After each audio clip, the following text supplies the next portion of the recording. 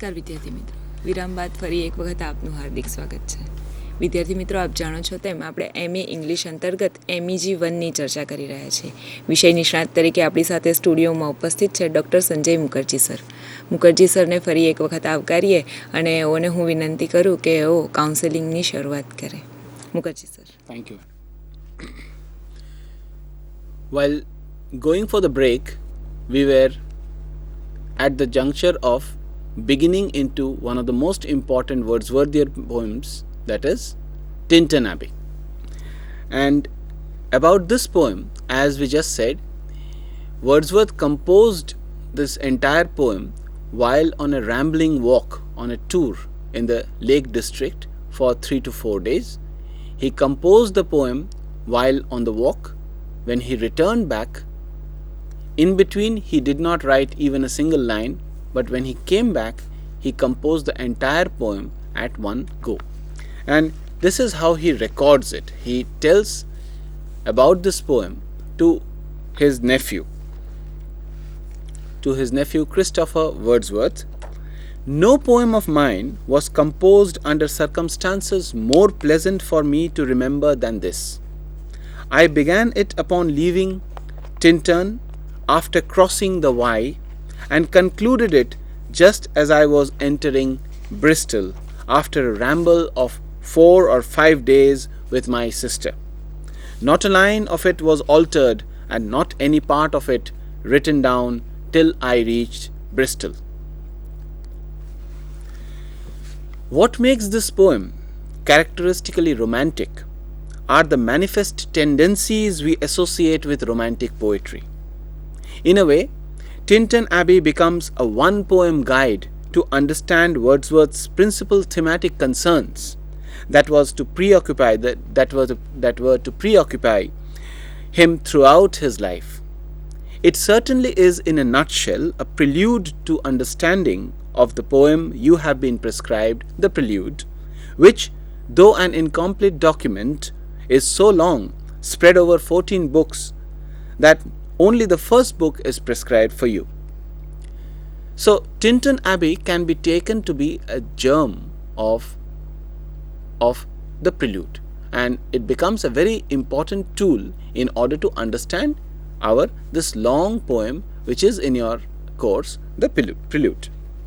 Now, the very first stanza of Tintern Abbey, around 20 lines, mentions all the 5 elements of nature.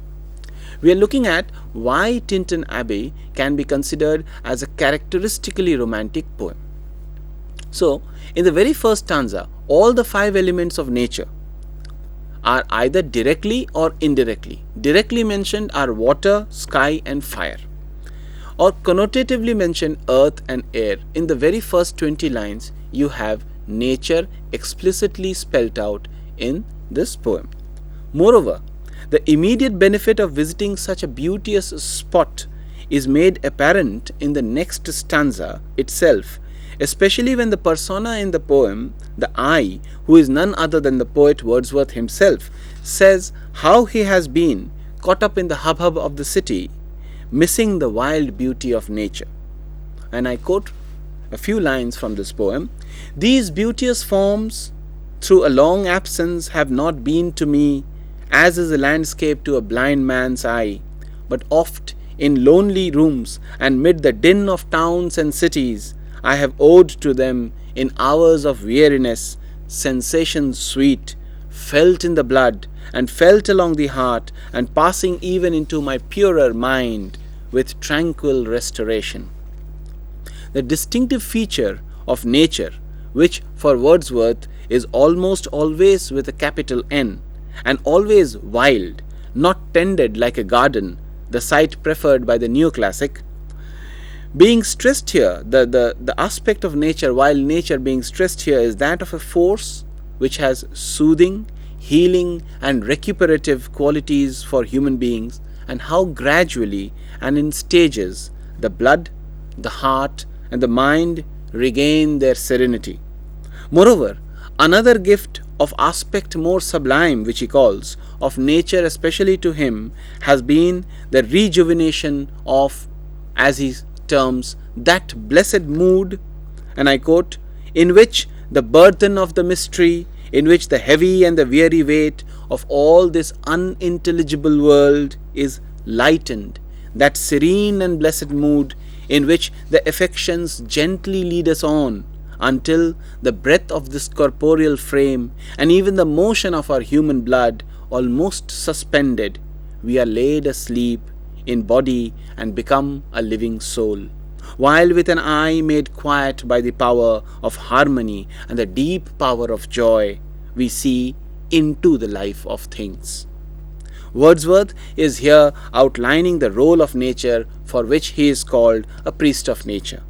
The discriminatory sense that descends upon man, bestowing him with the ability to distinguish between the superficial and the profound, the material from the moral, and the immediate from the permanent in life, when he, hermit-like, secluded in nature, communes with it.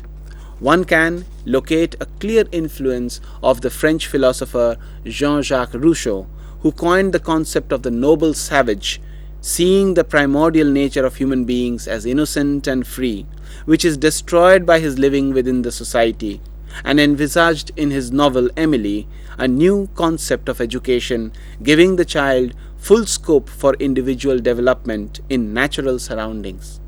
Back to nature was his phrase. The above section from Tintern Abbey also reveals why Wordsworth, as well as all romantic poets, would like to be called a seer, seeing into the life of things and be remembered as one more than just a poet. But significantly, Tintern Abbey tracks the journey from childhood to maturity with the commensurate development of the inner being, from recording mere external sensations captured through the sense organs, nature at this stage being just an appetite, to the ability of recognizing the stirrings in the soul of a power pervading the entire universe. Then this, in a nutshell, is also the journey of the poet's mind that is shown in the prelude. I quote, however, back again from Tintern Abbey. For I have learned to look on nature, not as in the hour of thoughtless youth, but hearing oftentimes the still sad music of humanity. And I have felt a presence that disturbs me with the joy of elevated thoughts, a sense sublime of something far more deeply interfused, a motion and a spirit that impels all thinking things, all objects of all thought, and rolls through all things. It would not be impertinent to mention here that when Wordsworth calls nature the anchor of my purest thoughts, the nurse, the guide, the guardian of my heart and soul, of my all moral being, there is a personal side to it which a student of literature with a researching mind can discover through a juxtaposition of biographical, contextual, and literary study.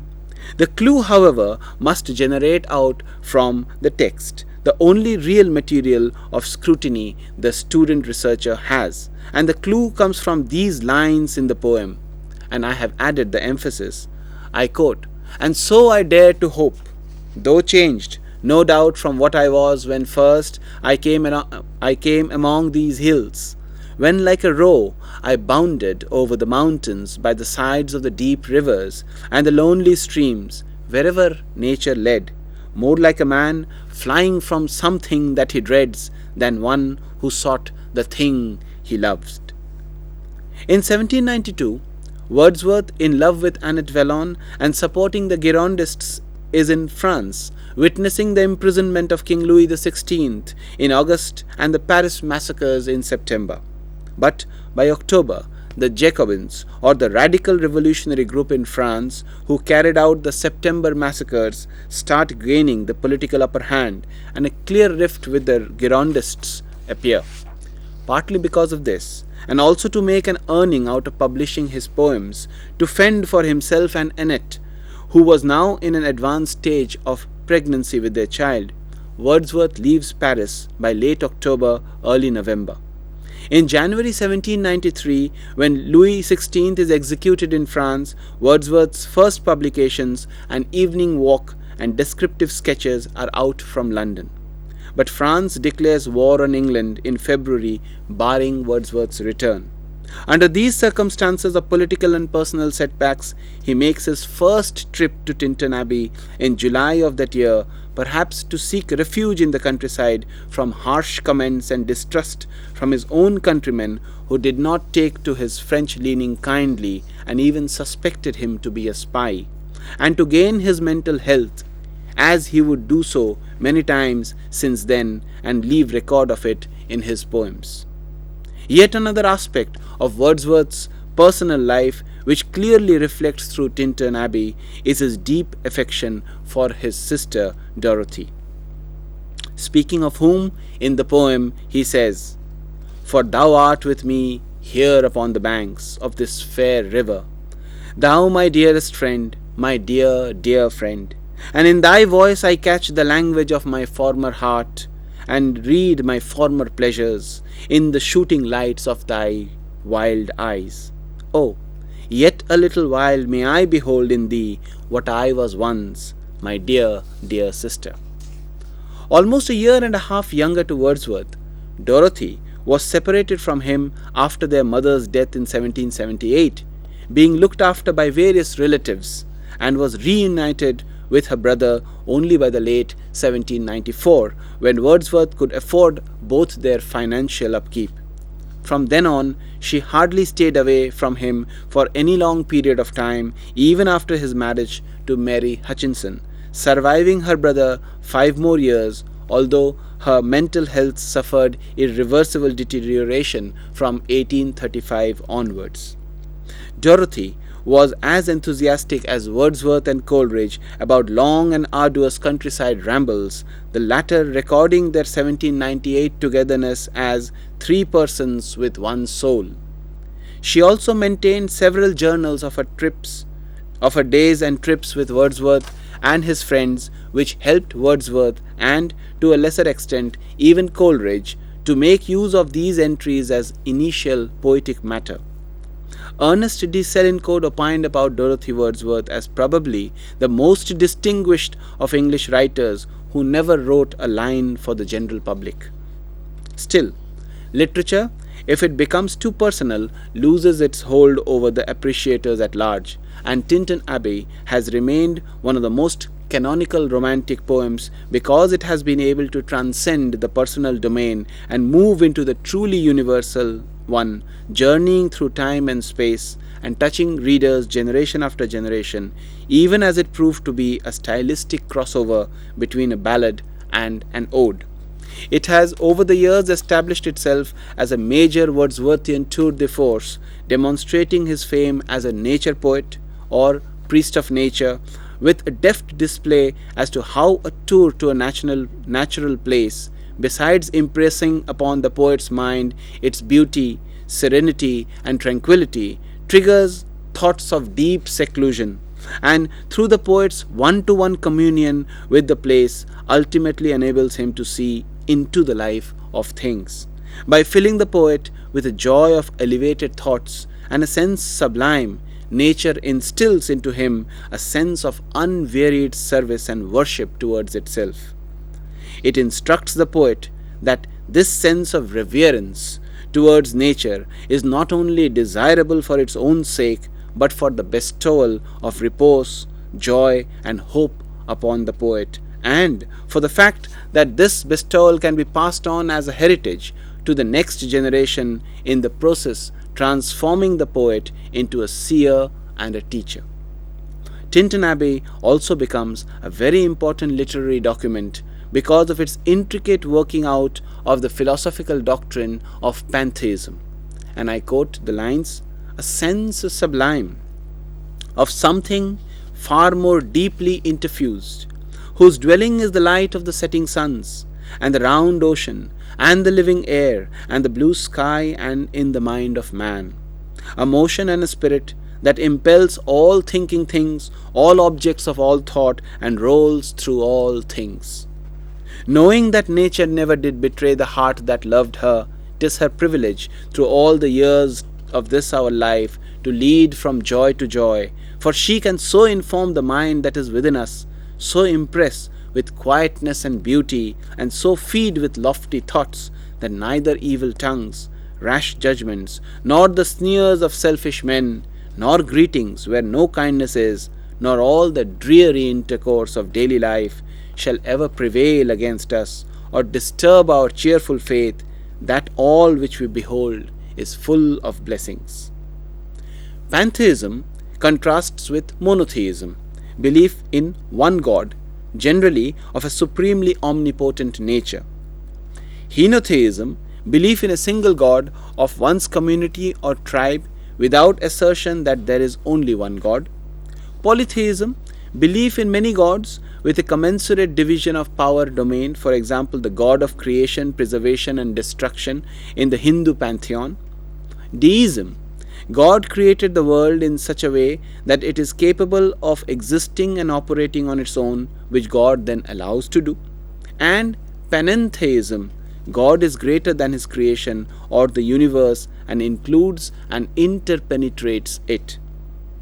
Pantheism is the belief that God is the universe or deity is the cosmos. That is, one is identical to or manifest in the other, thereby implying a denial of the personality and transcendence of God.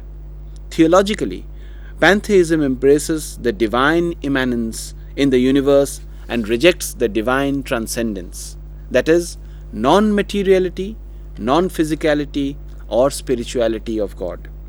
It identifies God with the forces of nature, which, interestingly, in case of Wordsworth, is feminine, and therefore, from the premise of syllogism, God herself is feminine, and natural substances, which results in a worship that admits or tolerates all gods, no longer with a capital G, because since the cosmos is diverse, it results into God being in everything, or every natural thing being some God. And thus, pantheism becomes a doctrine that admits all gods. Like the soul immanent or manifest in the body, yet can't be located in the body, pantheism becomes spirituality materialized organismically. This is also the criticism pantheism has faced, its insistence on the material. Yet, one has to view Wordsworth's and the Romantic pantheistic belief in its proper context to understand why was nature so important for all the poets of this period, including the German Romantics like Schlegel, Schilling, and others. In the post-Enlightenment Europe, increasingly coming under the sway of the mechanistic Cartesian worldview, where faith in Christianity was crumbling, hastened further by dwindling faith in humanity itself in the reign of terror years of the failed revolution in France, pantheism became an important organic concept of the Romantic movement to reinstate lost faith through the currency of the times, materialism. Nature, whose tangibility could be seen and touched and whose primordial purity felt, was conceived as the new God replacing the old one and competing, some would say in vain, with a more extravagantly seductive rival, Pelf. Tinton Abbey is the quintessential Wordsworthian and Romantic piece of literature in one final sense. The association of innocence and proximity to divinity with childhood and the corresponding incurrence of loss in maturity with the accompanying entrapment of the soul within the meshes of the pragmatic world. This is a theme he fully develops in the Immortality Ode, yet the nostalgia for his happy former self and its loss is evidently present in this poem too. I quote, "That time is past, and all its aching joys are now no more, and all its dizzy raptures. And in thy voice I catch the language of my former heart, and read my former pleasures in the shooting lights of thy wild eyes." Equally evident in this poem is the refrain that as compared to his past or childhood, the present is unintelligible, joyless, fretful, and unprofitable. The only thing that makes Wordsworth reconcile with his present is the knowledge that though much is lost as childhood vanishes, the wisdom and the mellowness that maturity brings teaches that the sole recompense is the recognition that one must savor each of those moments lived fully, discounting those lived unprofitably, so as to realize that in this moment there is life and food for future years, which makes him dare to hope. With this slightly detailed analysis of Tintin Abbey, I now turn to the prelude, for which Book 1 is prescribed for you. Most readers take the prelude to be an autobiographical poem, since its subtitle was Growth of a Poet's Mind. But actually, it is not so. Graham Howe has called it one of the greatest reflective poems in the English language. It is important to remember that in reading the poem, the subject is chiefly the poet's mind and its growing awareness, and so it is not autobiographical in the usual sense at all. The chronology is in fact very mixed, but this is part of Wordsworth's aim. It is divided into 14 books, the first two, which are usually regarded as exceptionally powerful in language and the imaginative strength which lies behind them, deal with Wordsworth's childhood and school days. Wordsworth seems to claim for his childhood not only the passive influence of nature, but also the active reciprocation of the child. There are two important passages in Book 1 of the Prelude which make this clear, and I quote, "Dust as we are, the immortal spirit grows like harmony in music. There is a dark inscrutable workmanship that reconciles discordant elements, makes them cling together in one society." This passage is followed by one of the most famous and most vivid passages in the poem, the passage in which the poet relates how one summer evening he finds a boat by the lakeside and somewhat stealthily, somewhat troubled in conscience, glides across the moonlit surface of the water, and how, as his elfin pinnace went heaving through the water like a swan, suddenly from behind a craggy steep till then the horizon's bound, and I quote, "a huge peak, black and huge, as if with voluntary power instinct upreared its head. I struck and struck again, and growing still in stature the grim shape towered up between me and the stars, and still, for so it seemed, with purpose of its own and measured motion like a living thing, strode after me." The entire incident, with a nightmare-like clarity, is even more vivid in the earlier versions of the poem. But the poet goes on to suggest that these various incidents conjoin to form a special fellowship between himself and nature. The third book deals with the poet's time at the Cambridge, the fourth with a summer vacation, the fifth with literature, the sixth details Wordsworth's travel from Cambridge to the Alps, the seventh with his residence in London, and the eighth is in fact a philosophical retrospect in which he examines how his love of nature led him to a general love of mankind. The ninth book deals with the poet's stay in France, but is significant for the omission of certain pertinent facts. The story of this time is continued in books 10 and 11. The 12th book is entitled Imagination and Taste, How Impaired and How Restored. And it is in this book that Wordsworth refers to the spots of time and scrutinizes some of them from his own early life. Book 13 continues the exploration which leads Wordsworth to the heart of the poetic experience. The last book, entitled simply Conclusion, draws upon strands developed earlier and brings within its scope a philosophical argument clearly related to the poet's own life. Parts of the poem date as early as 1795, and one or two sections were written in Germany in 1799, and the remainder was completed by 1805. Wordsworth, however, continually revised the text, but withheld publication, and the finished work was not published until 1850. The poet had made a great many substantial revisions to the original text, and when one compares the two editions, the differences are startling. The 1850 version is more polished and poetically superior, but artificial all the same.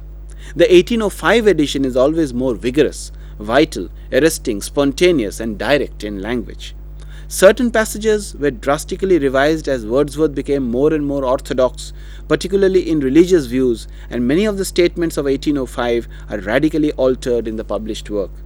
The work was intended to be a preparatory poem to a longer philosophical poem containing the views of man, nature, and society to be, entitled The Recluse, and having for its subject the sensations and opinions of a poet living in retirement.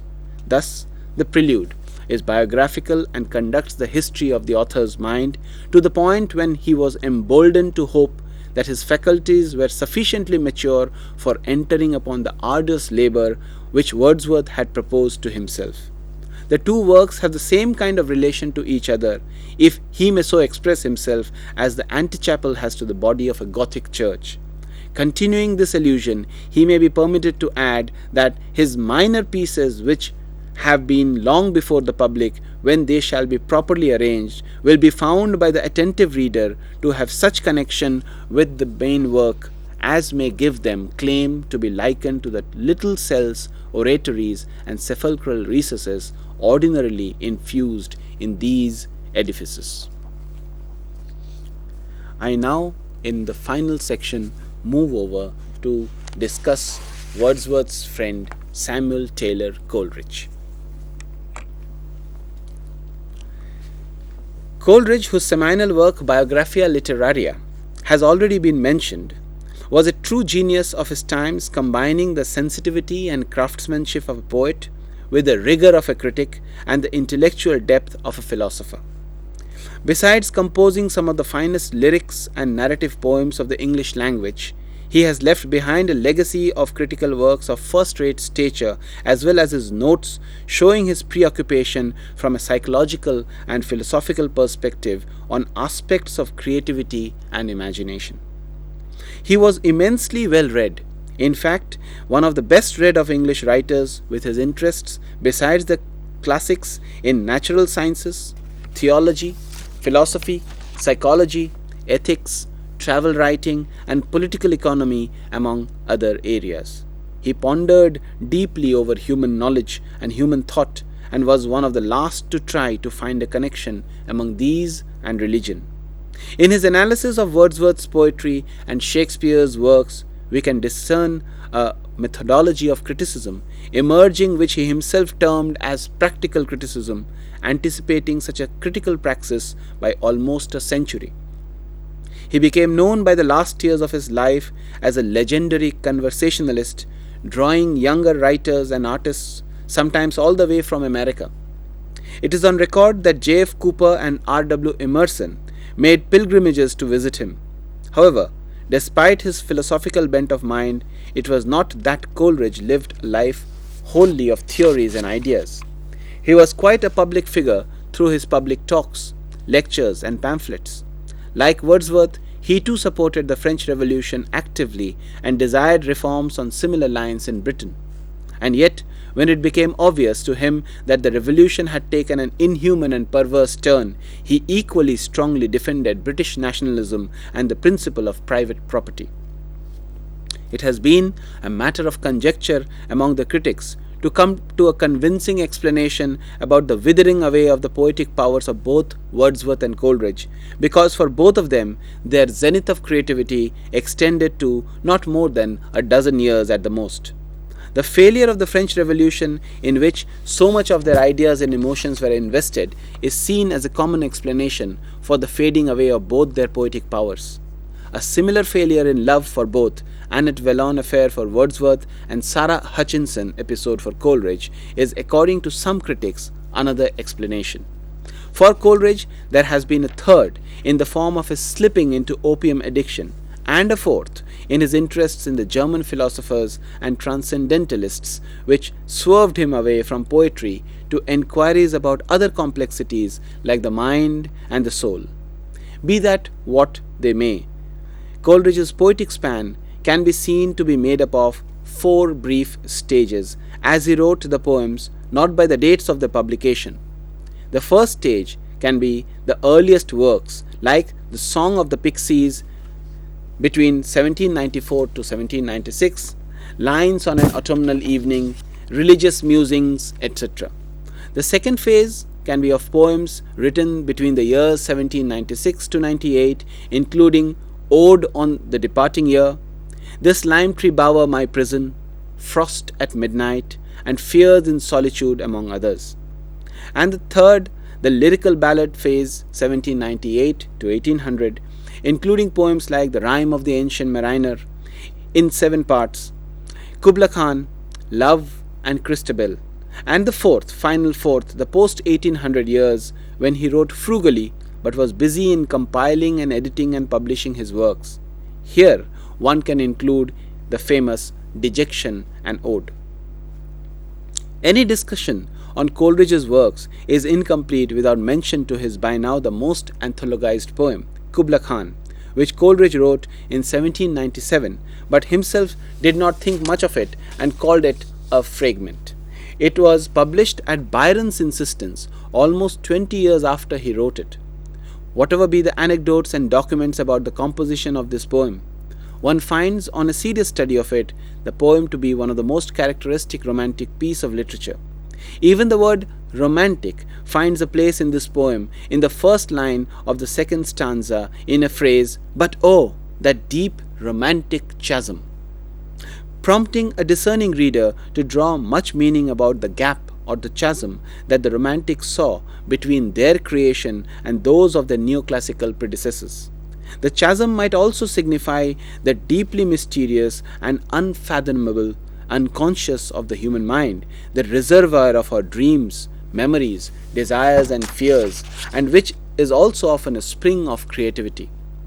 It is evident that the poem obviously is a piece of most fertile imagination, describing a faraway exotic place existing in a time which can only be described as long ago. The poem contains a description of nature along with that which can be described as the supernatural, evoking the medieval times in its blending of the savage and the holy.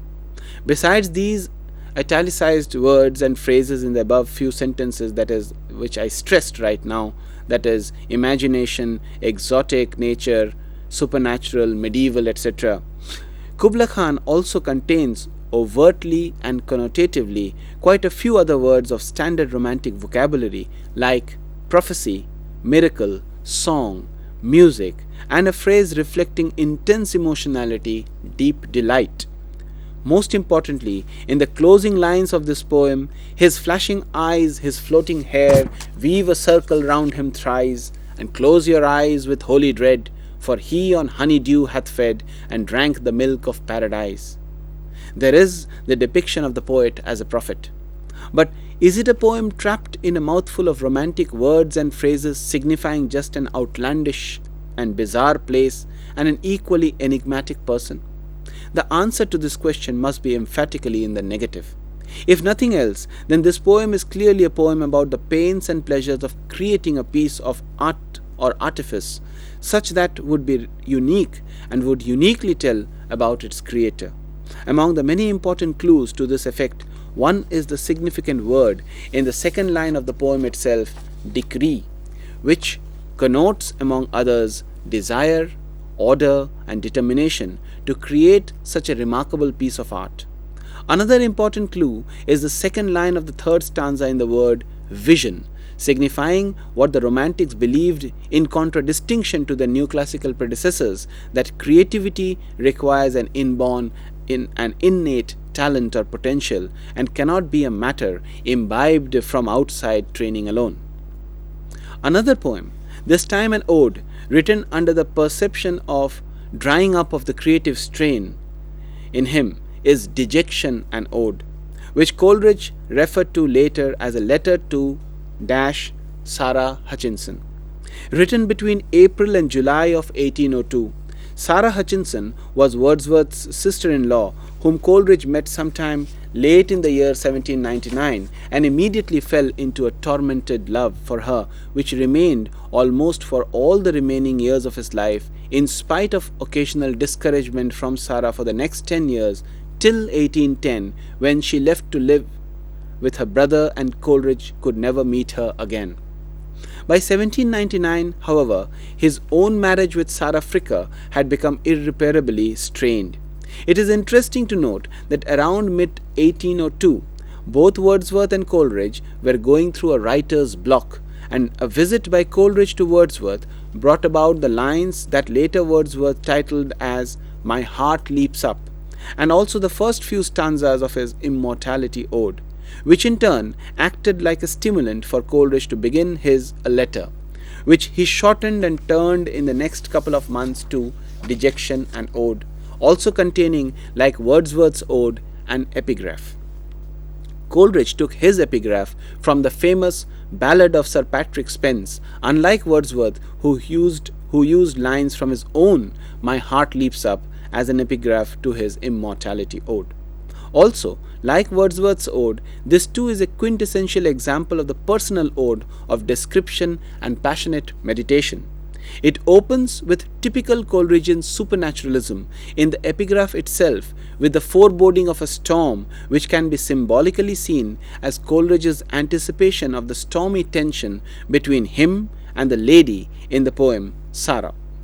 In a positive sense, though, the poet might be hoping to gain the creative impulse once again through this storm, much as Shelley had invoked later in his Ode to the West Wind, to, I quote, "drive my dead thoughts over the universe like withered leaves to quicken a new birth," I unquote, because in the very second stanza and the brief third of Dejection and Ode, we come to know the crux what afflicts the poet. And I quote from Dejection and Ode, "O lady, in this wan and heartless mood have I been gazing on the western sky, and still I gaze, and with how blank an eye! Yon crescent moon, as fixed as if it grew in its own cloudless, starless lake of blue, I see them all so excellently fair, I see, not feel, how beautiful they are. My genial spirits fail, and what can these avail to lift the smothering weight from off my breast? It were a vain endeavour, though I should gaze forever on that green light that lingers in the west. I may not hope from outward forms to win the passion and the life whose fountains are within." There is a distinct shift of perception between the two friends here vis-a-vis nature and the creative mind.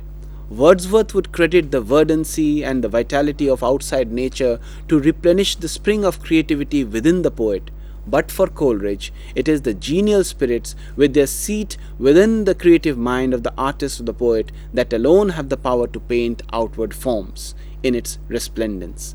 Thus, whereas Wordsworth would endow the vital force more with nature that revitalizes the apprehending mind, Coleridge situates the relationship in exact reciprocity. Rather, with the onus of the initiative first on the thinking subject, "O lady, we receive but what we give, and in our life alone does nature live." And thus it is shown to happen in the poem that the poet takes the initiative to wish the lady abundant joy, although he himself is going through severe dejection.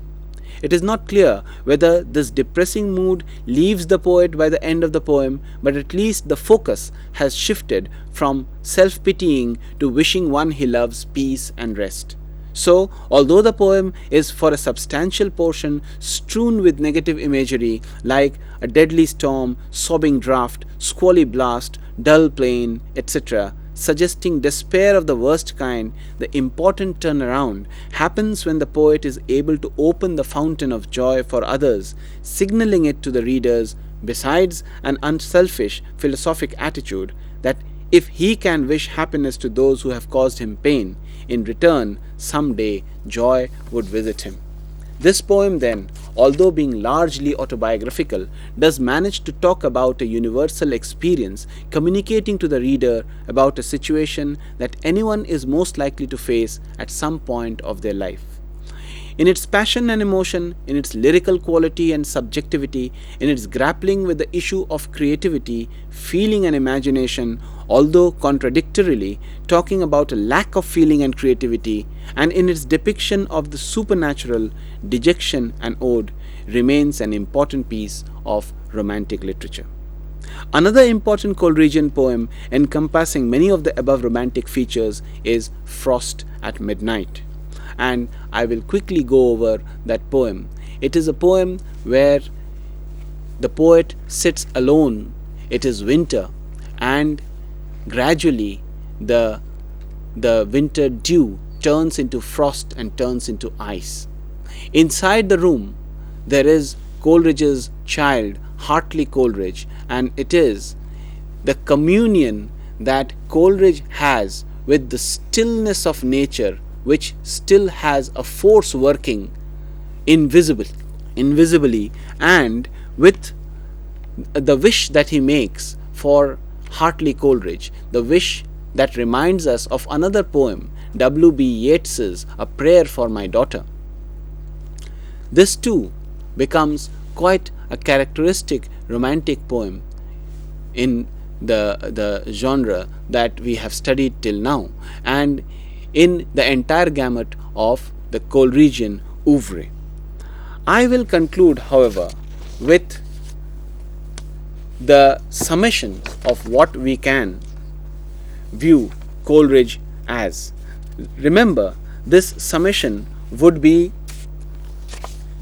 an overlap as to how we can view all the other three poets that we have studied. There would be overlapping between how we assess Coleridge and Wordsworth and Blake, and indeed all the other second generation romantic poets like Shelley, Keats and Byron. But first, I just sum up Frost at Midnight.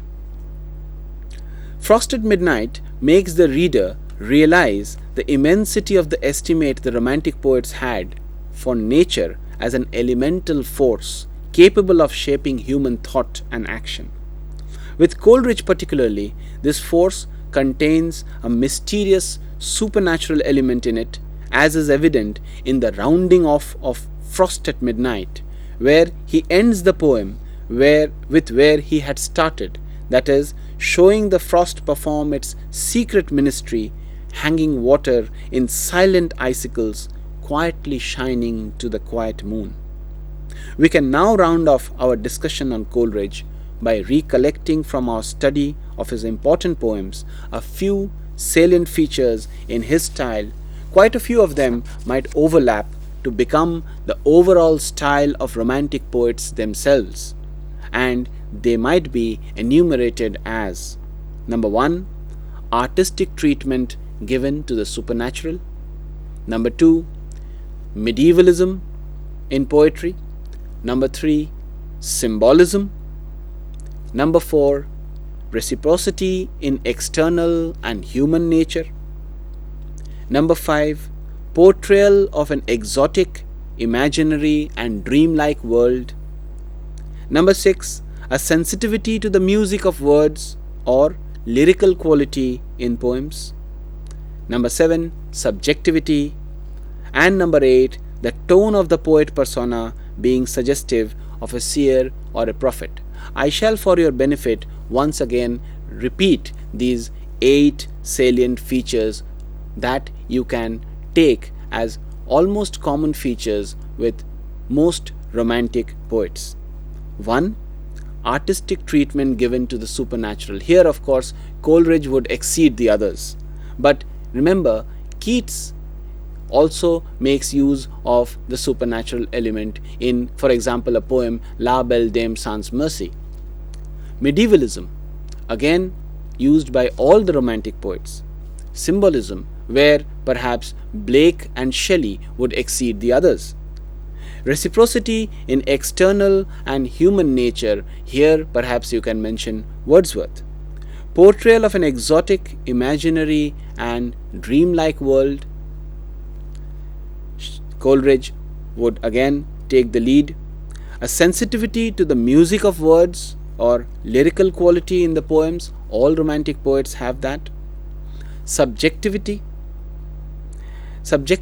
can be included along with the sensual aspect that comes out or that is portrayed in poetry, where again you can make Keats as the foremost sensuous romantic poet. And finally, the tone of the poet persona being suggestive of a seer or a prophet. I think within this short period of time, what we could do is to sum up the characteristics of the period that is the Romantic period. We could understand from the temporal point of view and from the influence of various cultural and literary aspect how this period shaped itself, who were the principal writers in it, the continental influences of Goethe and Rousseau, and then we could go into a little bit of a detail about with the first generation romantics, Blake, Wordsworth and Coleridge. Thank you very much. I thank once again the Babasaheb Ambedkar Open University for giving me this opportunity to interact with you. Thank you. Okay sir. વિદ્યાર્થી મિત્રો, આ સાથે આ સેશનની ચર્ચાને અહીં અટકાવીએ છીએ. વિદ્યાર્થી મિત્રો, આજે અહીં મુખર્જી સર ઉપસ્થિત રહ્યા અને આપણને જે પરામર્શન આપ્યું એ બદલ હું એઓનો યુનિવર્સિટી તરફથી પણ આભાર માનું છું. Thank you sir. હવે પછી આપણે 25 માર્ચના રોજ આ જ સમયે મળવાના છીએ અને MEG 1ના વિવિધ વિષયોની ચર્ચા કરવાના છીએ. વિદ્યાર્થી મિત્રો, આપણો સમય પૂરો થવામાં છે ત્યારે સમયની મર્યાદાને ધ્યાનમાં રાખીને અહીં આપની રજા લઈએ છીએ. નમસ્કાર.